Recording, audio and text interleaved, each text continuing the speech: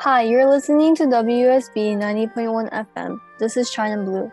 Today we'll be diving into a topic that is not easy to speak about.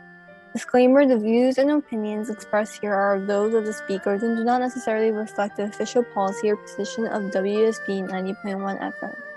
Any content provided by our hosts and guests are of their opinion and are not intended to malign any religion, ethnic group, club, organization, company, individual, or anyone or anything. Hi, my name is Jennifer. Hi, I'm Nancy. Hi, my name is Ray. Hi, I'm Vivian. On March 16, 2021, the killing of 8 people took place in Atlanta, Georgia. 6 of them were of Asian descent, all because the perpetrator was having a quote-unquote bad day. To provide you a glimpse into some of the many attacks, here are a few of them. An 83-year-old grandmother, Nancy To, spat on and insulted in New York. An 84-year-old elder, Rung Sing Liao, brutally knocked out of his seated walker. A 19-year-old girl, Jessica Di Malanta, shot in the face in San Francisco. A 55-year-old father, Ted Nguyen, murdered in his driveway in San Jose. These attacks were racially motivated hate crimes that targeted innocent bystanders for the color of their skin, and this needs to be stopped. According to the forum Stop AAPI Hate, it has been reported that anti-Asian hate crimes increased by almost 150%, and about 3,800 racist incidents were reported just last year. What are some of your thoughts listening to this?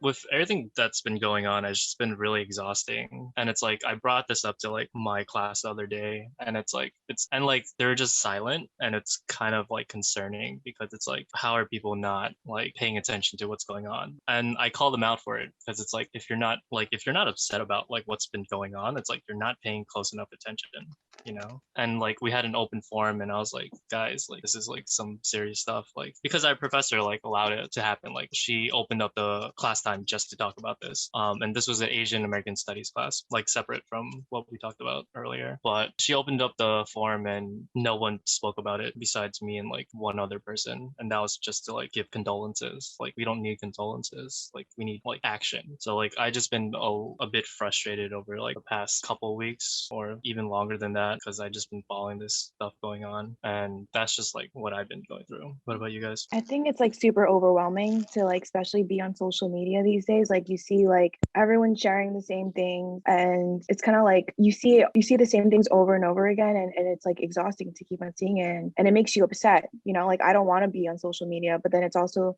you feel that sense of obligation to share it because the media isn't covering it, and it's just like not stopping. And it's just, you think like it could happen to anybody, like your family, your friends. Like the girl who was like shot in the face in like San Francisco, like my best friend works in San Francisco, and now she like feels unsafe to like go to work. But yeah, like you never know. Just adding on, like I think a lot of professors, I don't like none of my professors address what's been going on at all. And just this is not to like take importance from the issue, but I think that in the past, like even anything that involved I just haven't like seen much of my professors give way to any like emotional or anything that they like the students are going through. They don't really like address it more. Yeah, I also like understand because I feel like a lot of times like our feelings or like the experiences that we had, injustices are invalidated. It's like, oh, they always compare and it's like, oh, what you've been through isn't as bad. I was watching like there's a lot of videos now like by like creators, and I was watching like this Jubilee video where it was like Black Americans and Asian Americans, and they were talking about what they've experienced, and instead of like coming together and talking about like how they can come together to solve the issue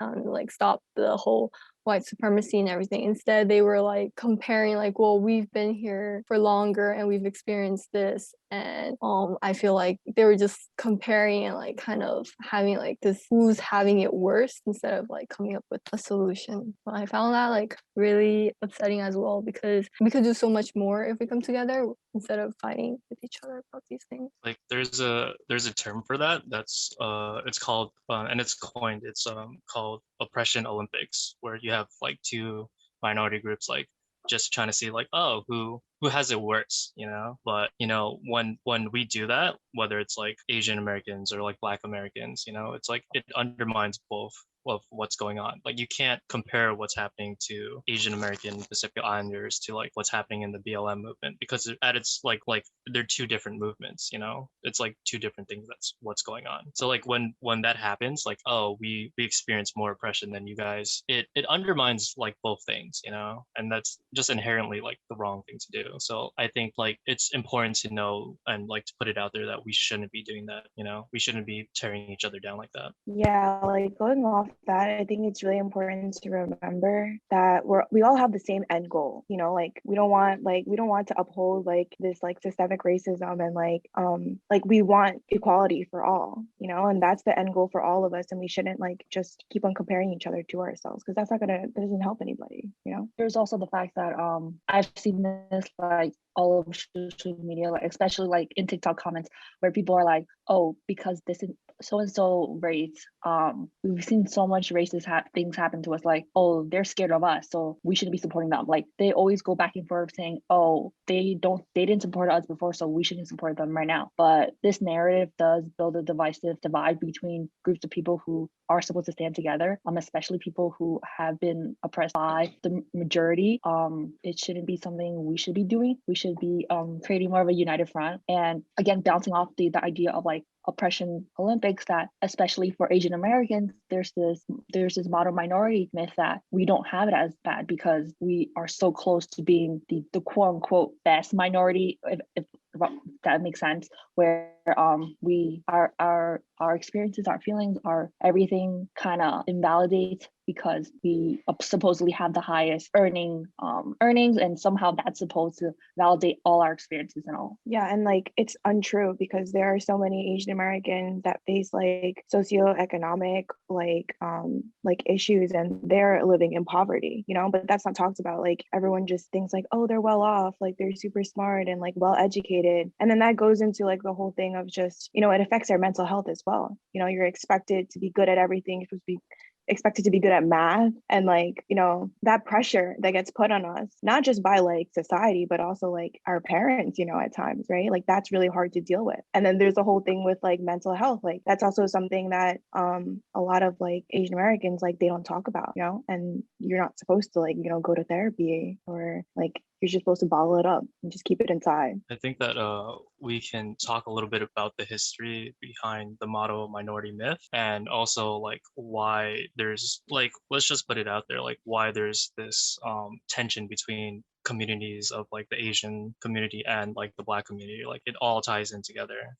So just like to drive it back a little bit, it's like the model minority myth was created by like white politicians during a time where the Black Power movement was gaining momentum. And essentially what the model minority myth is a tool for white supremacy. And it's basically to pin Asians against other BIPOC, you know, other Black, Indigenous people of color. And how it's perceived by a lot of people is that they think of it sort of like a ladder, where you have other minorities who aren't doing as well, and then you have Asians and Asian Americans, where you see them like, oh, they have good jobs there, and they have it like this because they're essentially like following the rules, you know, like they work hard, they're like resourceful, they're submissive, like they listen, stuff like that, right? But that's not how it should be perceived, because you have other minorities, then the next ring would be like Asians, and then on top would be like white people, right?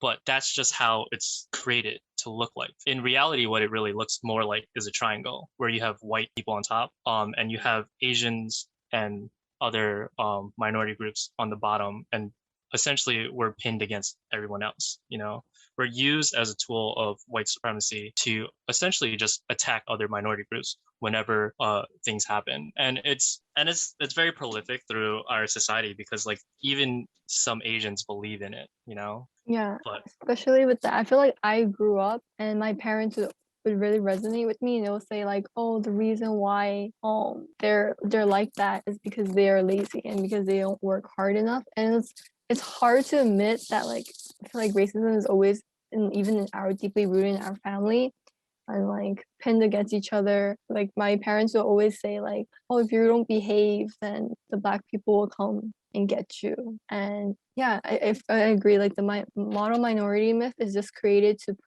make us fight against ourselves instead of realizing that we're both going through the same problems. Yeah, I think it's definitely harmful for everyone. Like, and when it first like became like a thing, like Asian Americans, like they kind of just, a lot of them just went with it, you know, because it seems like, oh, it benefits us. Like, oh, they're telling us we're good and we're smart.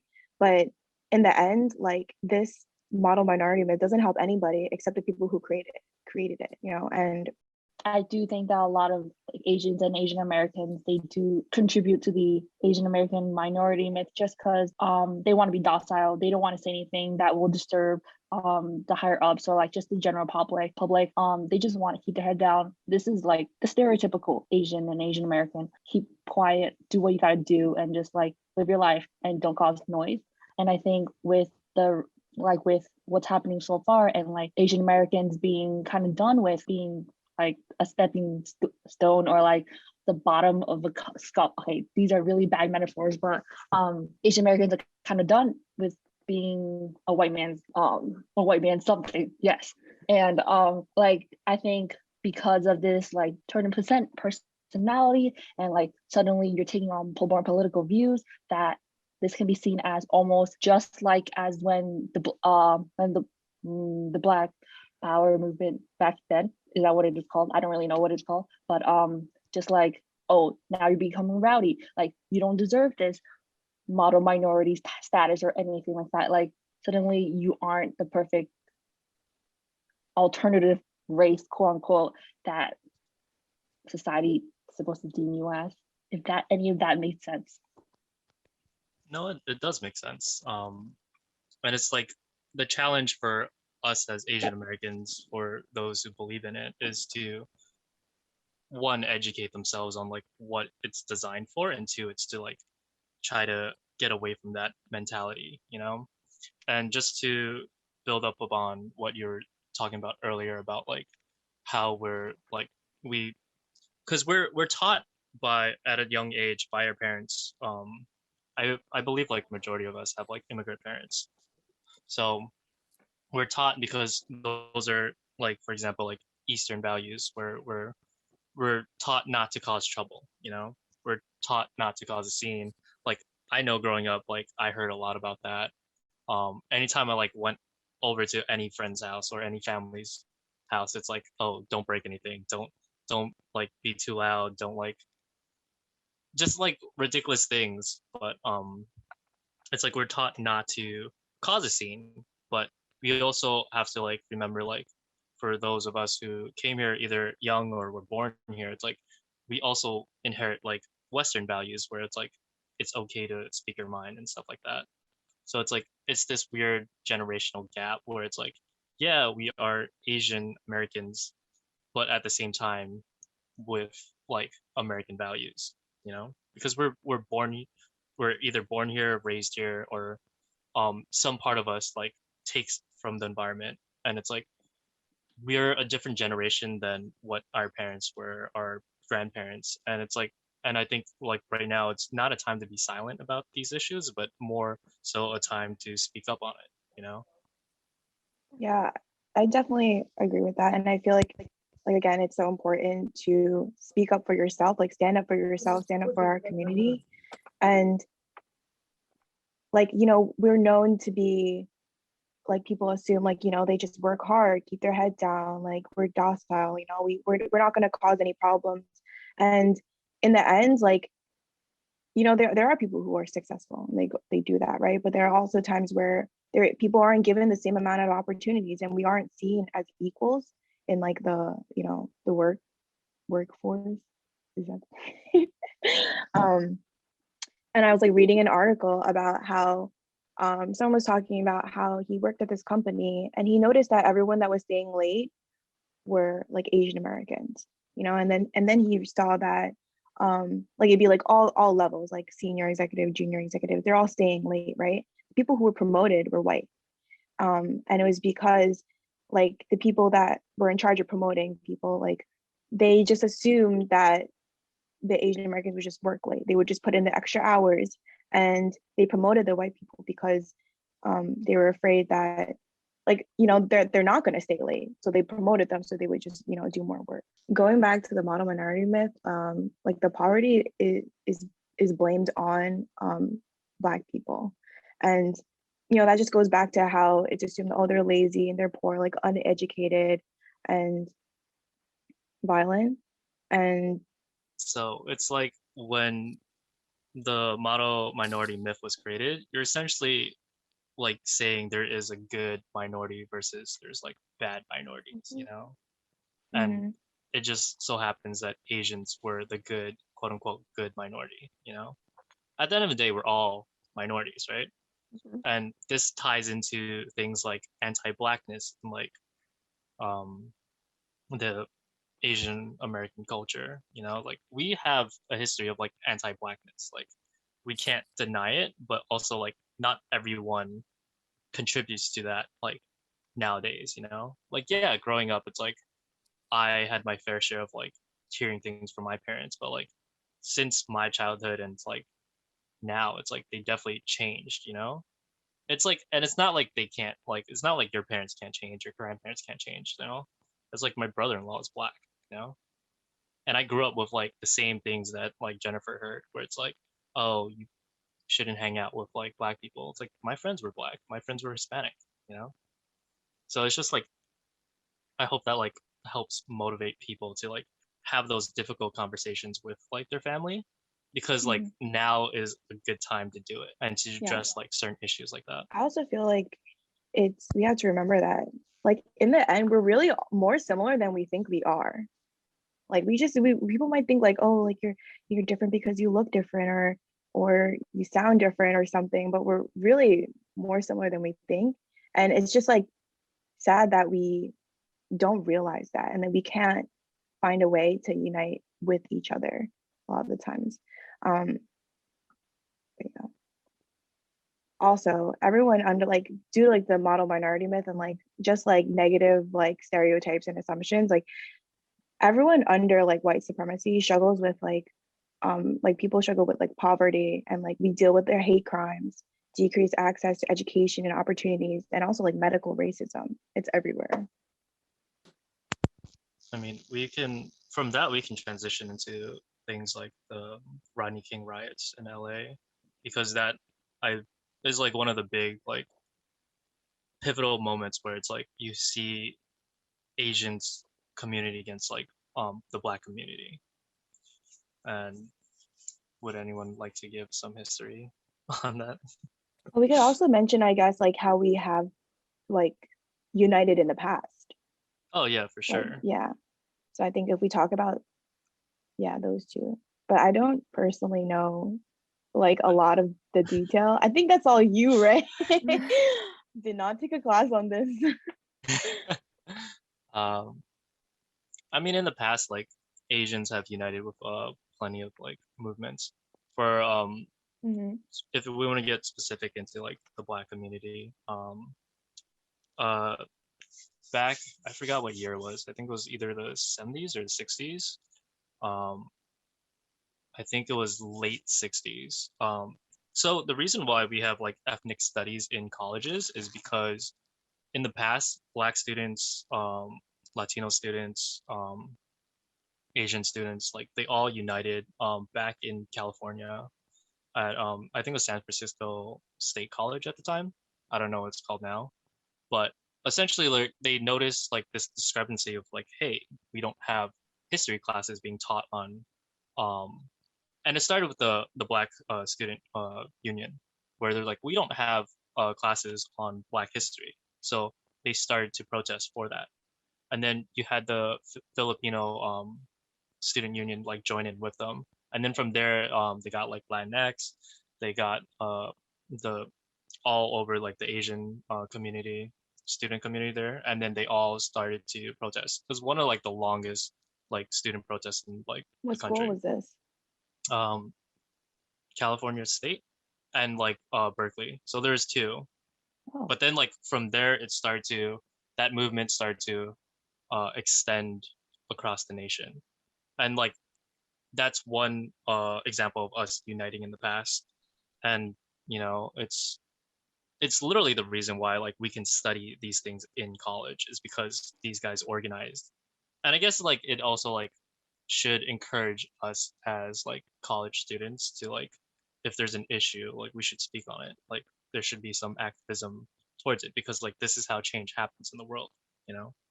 It's like Yeah, there's like yeah, like going into like how we should like be collaborating with each other. I think that just reminds me of just how we have had the, you know, the Black Lives Matter fundraiser, and then also recently our like Stop AAPI Hate fundraiser.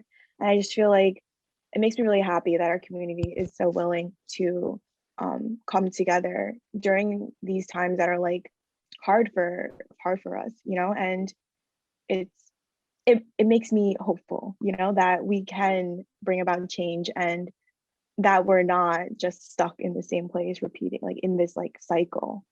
and also during what is it, the Black civil rights movements, like Asians came out and supported them as well. You know, there's pictures of, I think, signs where it's like yellow peril supports like Black power.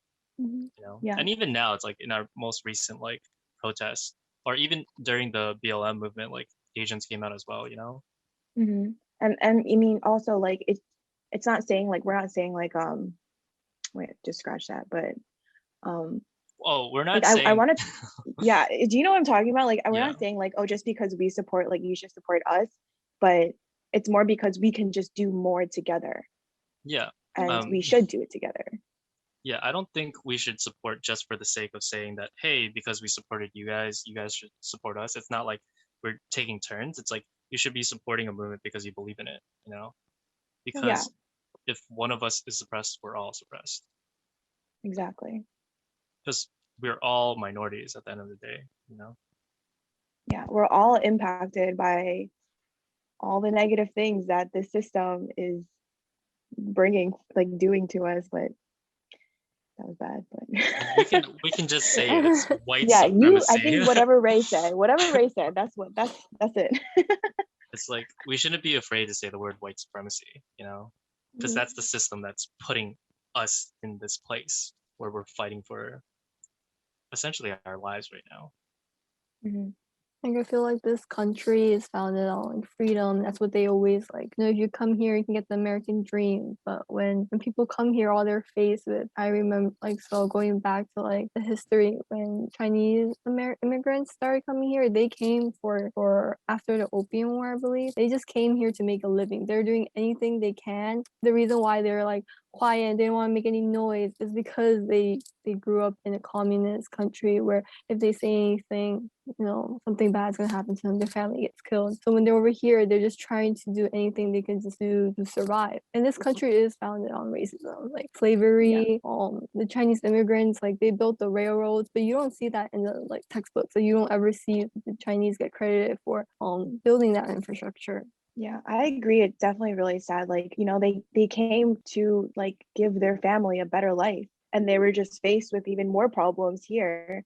Yeah, like in class, we actually did bring up the Transcontinental Railroad and like it's, I mean, I didn't even know this and like I didn't learn about it in history. Like in high school, there was like two sentences in the textbook about maybe like one sentence about the Transcontinental Railroad and like two sentences about the Chinese Exclusion Act. And like going back to railroad, like the Chinese workers they were willing to do the work that other people didn't want to do, and they would have to like put like dynamite and like these explosives into the rock, and they were like some of them died and some of them like lost their limbs and became disabled. And I mean, obviously their working conditions were dangerous and like, you know, not that great. And their living conditions, like, you know, the other workers got like actual like a building, you know, and they got like a tent like in the middle of nowhere. And all right, you can bring up the picture thing. Of the picture thing. Yeah. Yeah, I can talk more about the Transcontinental Railroad as well, but essentially you had two groups from both sides of the country building towards each other in the middle to unite the west side to the east side. And the Chinese, it was mainly Chinese laborers working from the west side. And yeah, what Viv said was correct about how they're doing all the like really dangerous work that like no one really wanted to do. And part of that is like, oh, that's why like the Chinese were just like seen as like hard workers because they were hard workers. Like they almost cursed. My bad.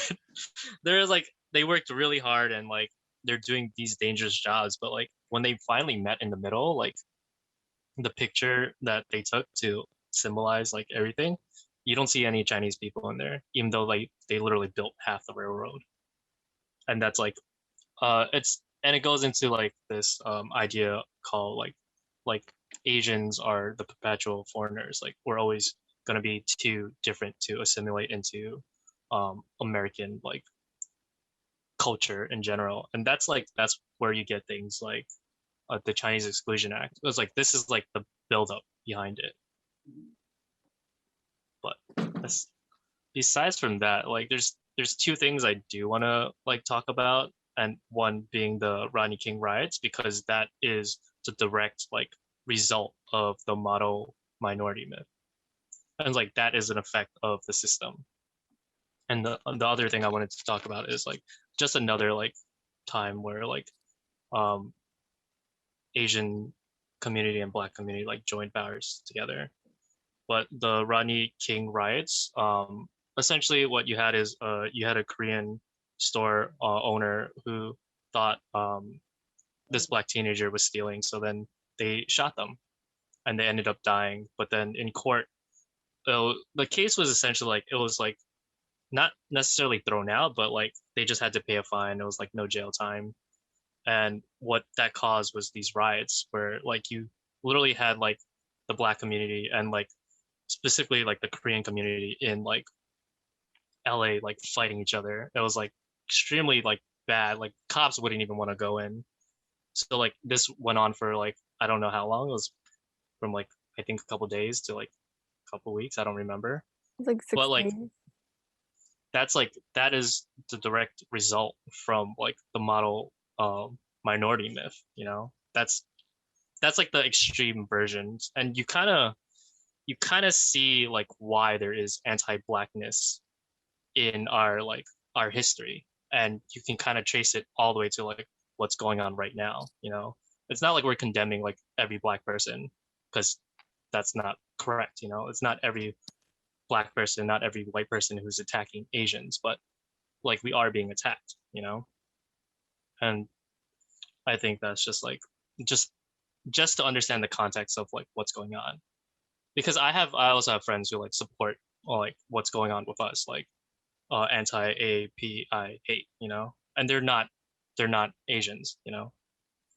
Um, and also like this can also transition to the Vincent Chin murders, but during the Vincent Chin murder, essentially like you had Vincent Chin was this guy on his like bachelor night or bachelor's party, bachelor party, and he essentially got killed because it was a Chinese American. He got killed because a white guy was blaming essentially Japanese people because it was after World War II, I think, and then like the cars were, it was the auto industry was like getting remade and like Japanese cars were being imported, so a lot of people were losing their jobs. Um, so he saw Vincent Chin. He was like, all right, like this guy's Japanese, like he's the reason why like we're losing our jobs. And essentially he murdered him like in cold blood. But and that case was essentially getting swept under the rug. But we also had help from like the Black community who were really like the first to help us with like legal issues with that. And if it wasn't for like Vincent Chin's like aunt, like we wouldn't never have heard about the case because she kept fighting for it over and over throughout the years. So like the Chinese Exclusion Act like prohibited the immigration of Chinese laborers, and it was like the first time that like a certain race and nationality was excluded and like targeted essentially. And it also prohibited Chinese people from obtaining citizenship. And it just made me think about how the Chinese Exclusion Act, you know, this is something where they targeted us and they said, no, we don't want you here, basically. And then we go back to the model minority myth when it was first created. And, you know, there's articles that were written that were saying, oh my gosh, like these people are so smart, they're so successful. And it's like two like totally different things. And it just reminds like me that they're placing the blame, like they're just two totally different viewpoints, and one from excluding us to celebrating us. And it's just a reminder that they're not doing it for us, you know? This isn't benefiting us. Yeah, so the model minority myth, you know, it says that it focuses on like, oh, we're so successful. And then it says, oh, why can't other minorities do this? So it places the blame on other minorities and not the actual problem, which is a system that upholds white supremacy. But yeah, it's like basically when if it's the other race and they're like, oh, they're trying to advocate for education, for more resources, that's when they say, well, you're not working hard enough because the Asians can't do it. Look at them, they're so successful because they're working so hard. So they're like invalidating their problems by using this not a minority myth. But then when it comes to our problems, when we're faced like with the Chinese Exclusion Act, and when we have problems and there's Asian hate crimes, it's also put swept under the rug, and it's just like put in there. It just does not benefit. It just puts us against each other and invalidates both sides' feelings. Like we have to stop focusing on the wrong things. Like don't focus on, you know, that like who did what, or what like nationality or like ethnicity are they, and like what, who committed what crimes. But in the end, like we're all suffering from the system. Like we're not benefiting from it. And we have like the only way to, you know, create change is when we stand together, which, and you know, in the end, like it shouldn't be like just us fighting for our own issues. Like first we have to deal with just seeing these hate crimes like all the time and having to relive like trauma and stuff, right? Like all these minority communities. And now not only do we have to do that, we also have to fight for change and talk about this and educate people. I mean, we shouldn't have to, but you know, it happens. And like we want to educate people, but it shouldn't, that responsibility shouldn't be put all on us. You know, and the only people who can truly create change are the people who are benefiting from the system. Yeah, I think it's like a mutual thing. Like we're asking for help, but you have to take the hand in order for it to really create action, create momentum.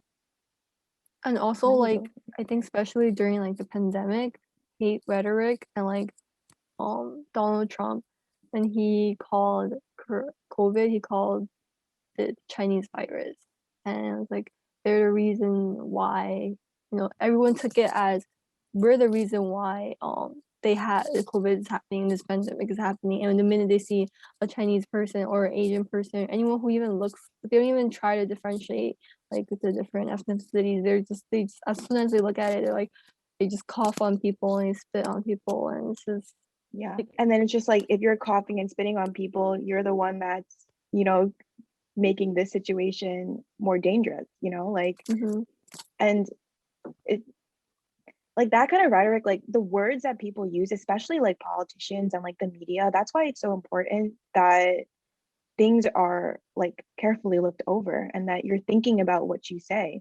Because he said like China virus, like there was a spike in Asian hate crimes. Like you just can't deny the like relationship between those two factors. So I found this stat from Pew Research, and they did like a survey with like Asian people, Black people, and like just, you know, a bunch of people. And they found that 39% of Asians, 38% of Black adults, and 27% of Hispanic adults say that someone has acted uncomfortably around them because of their race or ethnicity since the coronavirus outbreak. And that just, you know, again, reminds us that it's not just us that's experiencing this, it's like all the minority communities. I think it's also important to bring up the fact that like us getting like Asians getting blamed for the coronavirus is just another like point in history where Asians have been scapegoated. Like you see it with like Japanese with World War II, you see it with the Chinese Exclusion Act. Like we just been scapegoating throughout like all of history. And it's like I knew like I remembered like when news broke out like that he called it like the China flu.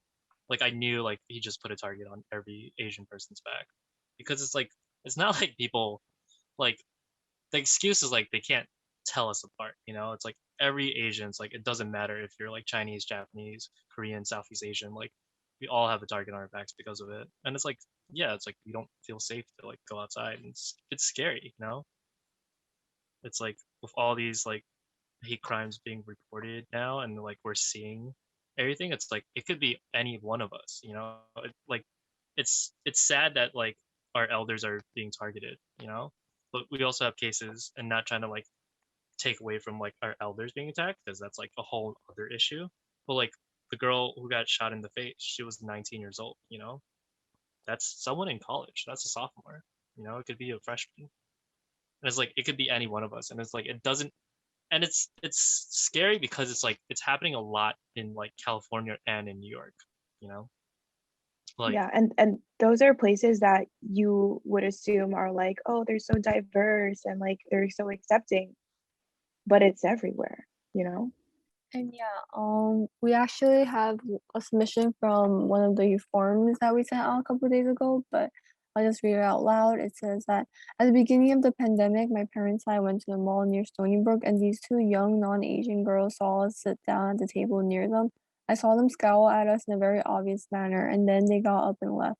When I saw their expressions, I felt very disturbed that people are still quite racist in the world, even very young individuals who are considered more well educated. Once again, thank you for your submission, but I totally agree that we always think that they're more well educated, that individuals, like the young ones now, aren't the same as years ago back then. But we forget to take into account that like adults and the environment really does play a role in how people end up acting and their what they believe in. No, I agree. Like a lot of people, you know, they say, oh, it's 2021 or it's 2020. How can these things still happen? But we actually haven't, you know, really moved so far away from it. Yeah, like in the 19th century, like these things happen where like your Asians were scapegoated for like the outbreak of smallpox in San Francisco, and they were considered dirty and unclean. Like Filipinos as well, they were considered unruly, and they needed to be reformed because they were dirty. And there was even they just burned down a whole Chinatown just because they were accused of the outbreak of certain disease. And like it stems back from all the way then, and it's still happening again. I just think it's crazy. It also stems from the fact that people are byproducts of their environment, of how they were brought up, of how their parents have taught them. You can't really change much if their ideas are being perpetuated by their parents, whatever ideology they've had before. And if there isn't change introduced somewhere within that chain, society is not going to be able to change or come as far as we would hope it to be. Yeah. Slavery was still a thing like 150 years ago, and like women got rights to vote 100 years ago. And it's like you might think 100 years like, oh, that's a lot, but it's actually not, you know, like, and because it's so like this racism is so deeply ingrained, like it's what our country was founded on, like it's ingrained in us, and we have to realize that and acknowledge it and like learn from it. Just to fact check you, I think women's suffrage was within the 70s, I think. I'm not too sure, but it was not even that long ago that women even got their right to vote. And like now, like lawmakers are kind of trying to defranchise minority voters by like prohibiting snacks, water being handed out to people who are waiting in line. And 1920s, okay. Yeah, so like if anything, I feel like society is moving backwards to like one step forward, you get like 10 steps back. Just in my opinion. Like going back to the voting thing, like I believe it was in like Georgia, and like the recent election, it was like people had to stay on lines for like hours to get a vote in. And then there was also like, I think in a certain state there was like one poll booth within miles, and everyone had to go to that one poll booth. And it's just crazy. And then like compared to like my situation, like I live on Long Island, and it's like predominantly white, and I stood online for maybe like an hour, and there was not really an issue. How do we start this? So what can we do about it? Yeah. So what can we do about it? There we go.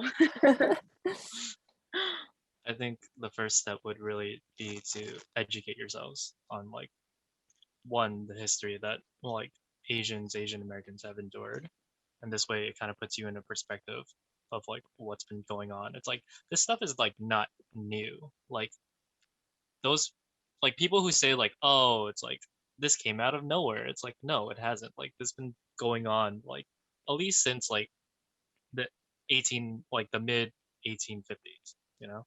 Yeah, and you don't have to be like perfect. Like all of us here, like we're still learning. Like it's like being the imperfect, like an ally, and it's just this constant, like, you make mistakes, you learn, and that's just the most important part.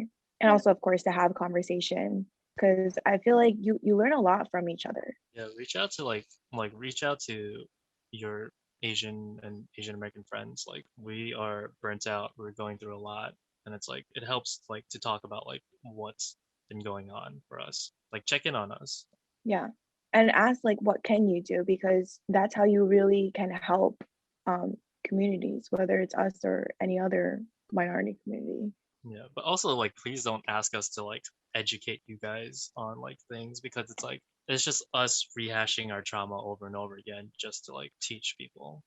It's like the internet's a like I'm sure like we have plenty of resources that we can like link or Mhm. like put out. I know like PBS has like a whole video documentary about Asian Americans. You literally just have to like Google PBS and Asian Americans and it's free. So like And that if you, yeah, sorry. I was just gonna say like that's just like a easy way to digest like this information like just lightly. Yeah, and if you see these like things happen, whether it be like microaggressions or hate crimes, like, I mean, of course, if it's like a hate crime, like make sure you're safe first before you do anything. Like you have to make sure that your safety is important as well. But it's, if you can, like, speaking out is definitely really important, and like acknowledging your privilege in the situation um, is really helpful. There are a lot of organizations that you can donate to. Like when we did our collaborative fundraiser with like a Everyone. bunch of colleges, everyone. Yeah, it was like, I don't know, at least like 15 organizations or something. We donated to Hate is a Virus and the Community Fund, and so their goal is like to raise $1 million, and like a small percentage goes to them, like just like handling everything, like their administration, like logistic, stuff.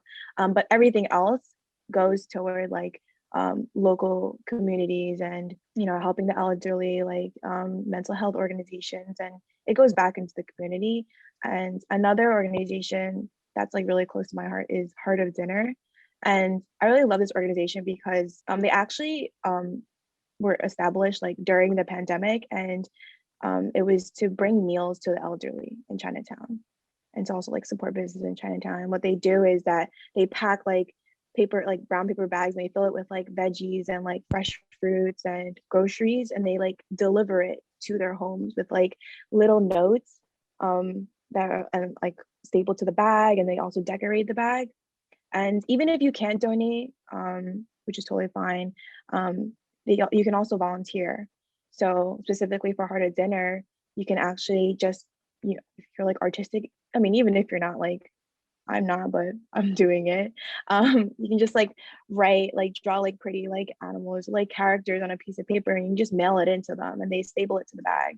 And if you live in like New York City, you can like pick up brown paper bags and just decorate in your free time. It's good for stress relief.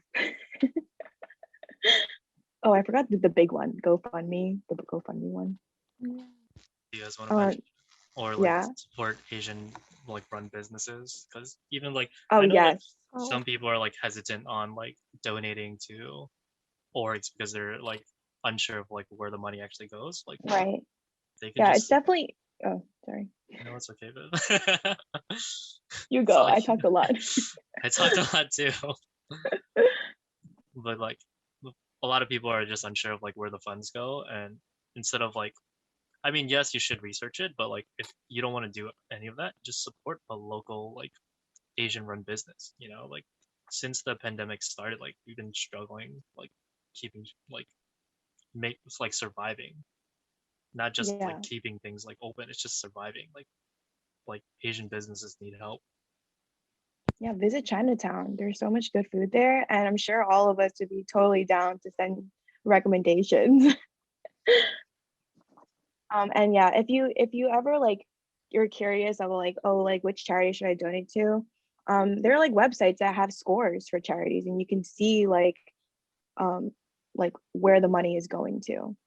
And I believe you can also check like if they fill out the tax form and like it's available to everyone to look at. So you can check it and make sure it's a trustworthy organization. Like people can also like, in a sense, like when hate crimes are being committed, it's like you can you can get involved as long as like doesn't put you in too much danger. And I Yeah. think that's like because like a lot of us are like getting attacked. It's like just like be very mindful of like your surroundings because like it's like I'm not immune from like racism. Like I experienced racism like throughout my whole life, you know, even before like the pandemic started. Like I had like a couple encounters with racism. Like it's not like this stuff like doesn't exist, you know. It's just like just be very careful, like moving groups, like just, and if something's happening, it's like try to do something if it like doesn't put you in danger, you know. Yeah. Like if you're able to or you feel comfortable to like directly intervene, like that'd be great. I'm sure the person would be really appreciate that. But even if you're just like calling for help, that's helping. Yeah. Yeah, like don't just Yeah. stand there. Like don't just stand there and film it. Like Yeah, get there's some help. also like if you don't know like where to even begin with this, how to like safely be like an active like bystander, there are trainings that are even offered by Stony Brook, which is like the green dot trainings, and they're actually pretty helpful. I'm also a green team intern, so like I assist with these trainings and there's like the 3Ds, the distract, the direct, and the delegate. If you just do any one of them to stop what's happening, that's being active bystander. Nice. Yeah, we love promos. Yes. And I guess the last thing, at least that I can think of, is like to for those who aren't Asian, just like stand in like solidarity with us, like as we go through like this stuff, because that helps a lot, knowing that like we're not alone in this struggle. Yeah, I think it's a really beautiful thing to see, like when we stand up for each other and like support our community, like support our, small businesses together and be an ally, choose to be an ally. Thank you for listening to WSC 90.1. This has been China Blue. Once again, thank you, Ray and Vivian and Nancy for joining us today. Would you guys like to say anything? So you can find us on Instagram, Facebook, and YouTube. On Instagram, we actually have guides for some of our favorite small businesses around Stony Brook and New York City that you can support. And we also have a resource graphic that you guys can check out. To mention your yeah. Did I not mention it? No, they don't even know we're from CASB. Actually. Oh my god. We went through this whole like presentation. We say, do I say like, follow us at Stony CASB? No, what did I say? Okay. Follow us at Stony CASB. Once again, thank you, Ray, Vivian, and Nancy for joining us in today's podcast. And we encourage you guys to have these hard conversations with those around you, especially with family and friends. And we ask that you stand in solidarity with us. This is the time for us to stand together and advocate for change. We need to speak up and educate ourselves, and we cannot let history repeat itself. So hopefully after this podcast and listening to it, it might encourage you guys to come together and uplift each other and create a more peaceful and safe country for all of us. If you're interested to find any of the resources that we've mentioned in this podcast, you can go ahead and check out our Instagram accounts at ChinaBlue SBU and Stony CASB, that's CASB CASB. And we'll see you guys next week. Bye.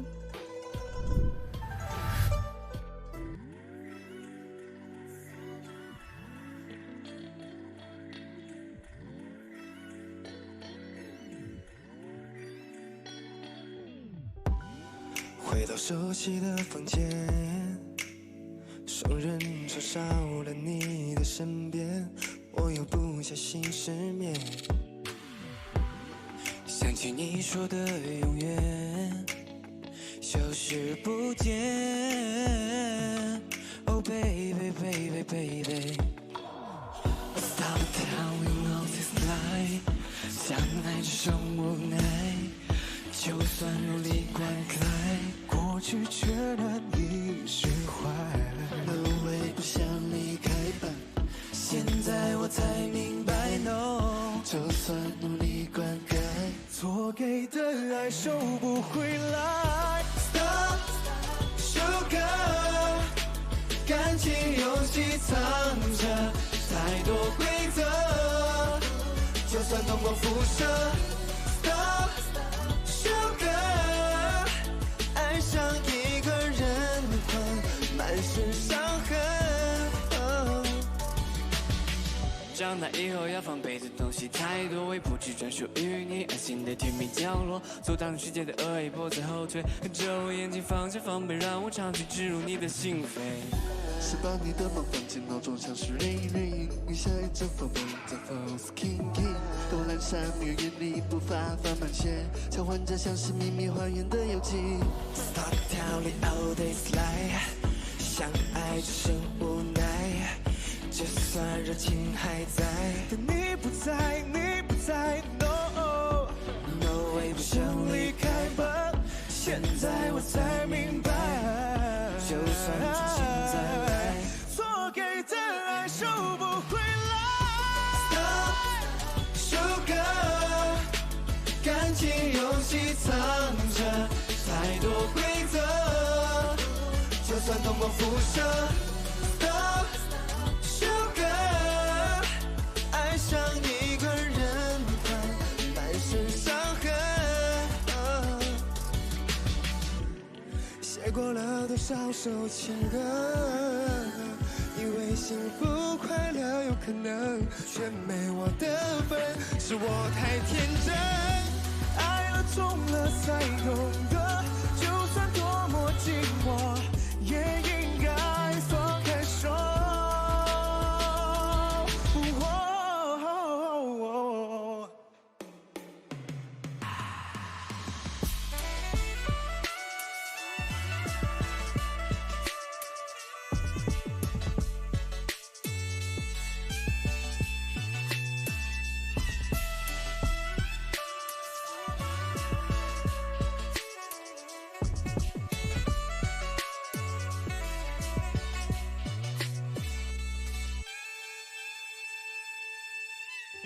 Stop sugar， 感情游戏藏着太多规则。Yeah, yeah